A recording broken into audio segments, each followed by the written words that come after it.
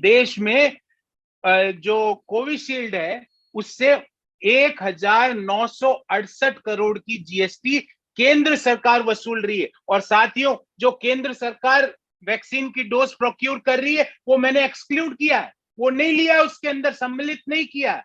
तो राज्यों से और प्राइवेट पार्टी से, अगर राज्य और प्राइवेट पार्टी, क्योंकि अब तो प्राइवेट हॉस्पिटलों को भी टीका खरीदने के और विशेष दर दिए उन्होंने, तो कोविशील्ड से 1968 करोड़ की जीएसटी राज्यों से और प्राइवेट हॉस्पिटल से केंद्र सरकार वसूलेगी मात्र 1 साल में। ये मैं सालाना ब्यौरा दे रहा हूं।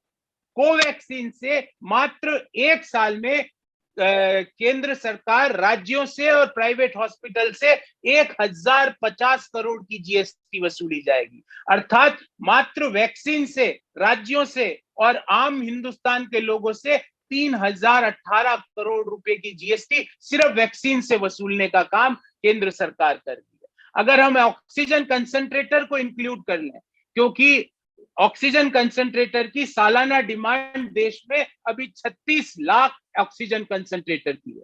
अगर हम एक की प्राइस 50,000 रुपए भी माने और ये माने कि 25% केंद्र सरकार परचेज करेगी, तो 1446 करोड़ 1446 करोड़ एडिशनल संग्रहण जीएसटी के थ्रू राज्यों से और प्राइवेट हॉस्पिटल से ऑक्सीजन कंसंट्रेटर पर करने का काम केंद्र सरकार कर रही है।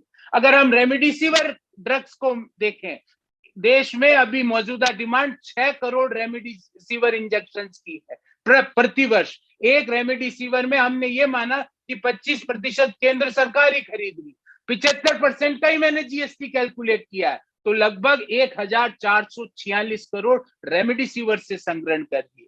टोटल रेमडेसिविर और कंसंट्रेटर से 2892 करोड़ प्रति वर्ष जीएसटी के रूप में लेने का काम आपदा में अवसर सरकार कर रही है। मैं इस सरकार को सिर्फ आपदा में अवसर सरकार कहूंगा। तो 2892 तो सिर्फ रेमडेसिविर और कंसंट्रेटर से, और 3018 करोड़ सिर्फ वैक्सीन से राज्यों से और प्राइवेट हॉस्पिटल से संग्रहण करने का काम जीएसटी के माध्यम से मौजूदा केंद्र सरकार कर रही है।